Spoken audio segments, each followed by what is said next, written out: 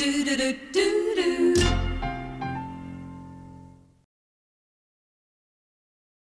parents worry about violence on TV and video, but how much do we know about it and how damaging is it to our children? And here's a man who may just have the answer. Please welcome Professor Brent Waters. Brent? I think it is true to say that all parents worry about violence, and not necessarily just parents alone, but people generally. But just how damaging is it to young children? Well, I think parents have got a right to worry. Their kids watch an awful lot of television that's got a very high violent content, averaging around 8 episodes per hour. Pretty highly dense, violent stuff. And how young are the kids to be affected? Well, certainly children who are at school start to show clear effects of violence, particularly kids in early primary school. They see a lot of violence at home, they're more likely to be aggressive at school, aggressive in the home as well, more irritable, more difficult to control for their parents. And are they influenced by this violence in their own lives as they grow up? I'm not sure what you mean. Well, are they, seeing all this violence on television and videos, right, does it affect what they're going to be like as people in later life? Well, it appears that that's so. It's really quite worrying that people who've watched a lot of violence when they were children appear, even when they're young adults, to be still more violent than you'd expect. We're talking before the show, and with the producer of the show and assistant producer and one of the researchers, and it was very interesting. They were talking about things that terrified them when they were kids. And they were absolutely besotted and then also affected by things like Bambi, Hansel and Gretel. I mean, they're a pretty wimpish lot, I might mention. And the other one, and Snow White. Now, I mean, perhaps it's always been thus. Well, I think children have always had the tendency to get fearful. I mean, that's a part of growing up, really, that there's a lot of frightening things out there in the world, and you gradually get less and less frightened about them, get more and more confident, and eventually you don't have any great deal of worries.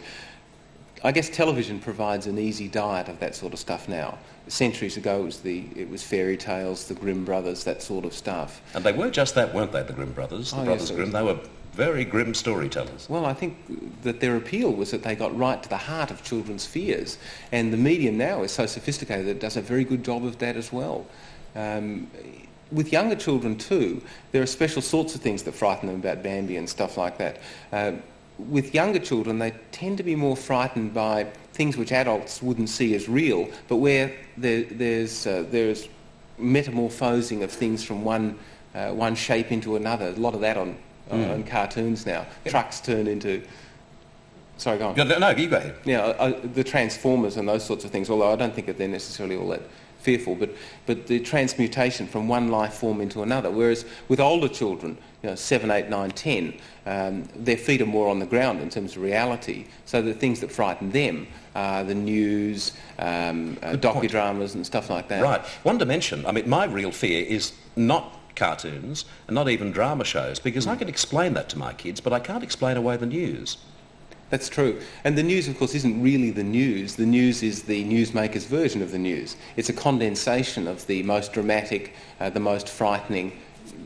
What was on television last night, for example, from the disaster in Britain, was a highly condensed version of what happened that was constructed by the newsmakers in such a way as to have a particular impact on the audience. And I'm sure that for a lot of people it was very frightening. I mean, there's no doubt for the people there it was extraordinarily frightening. Right.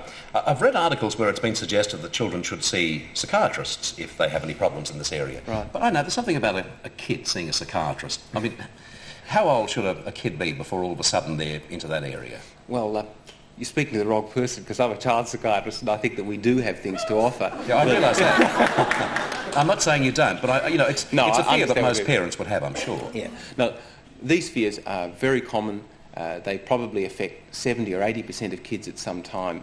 I think parents need to have some balance, and they also need to know what they can do themselves. The vast majority of children's fears can be settled down by parents without any help at all. So if you've got a kid who's seen something very frightening on television and they're having nightmares for the next few nights about it, then I think a lot of parents would simply spend a bit of time with the child before they go to bed, tell them that it was just on the movies, it's not real, it's not going to come back in their dreams, and if they talk very hard to themselves before they go off to bed, they can stop those dreams happening.